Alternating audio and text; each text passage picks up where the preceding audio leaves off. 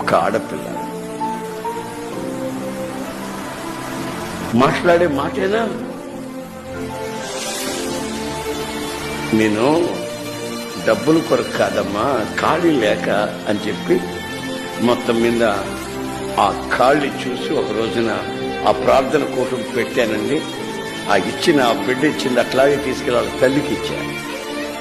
నీ కూతురులా చేసిందమ్మా. అదేనండి 2 రోజుల నుంచి మేము అడుగుతున్నాం, సమాధానం చెప్పదు అంటే అబద్ధం చెప్పదు చెప్తుందా తల్లి? అబద్ధం చెప్పదు అమ్మాయి. అడిగితే సమాధానం చెప్పట్లేదు, వెళ్ళిపోతుంది అటు ఇటు. అబద్ధాలు చెప్పి దేవుని సన్నిధికి వచ్చిన ఆశీర్వాదం ఉండదు. నేను ఇద్దరికి చెప్పా, నువ్వు అబద్ధాలు చెప్పి ప్రార్థన మందిరానికి రావద్దు.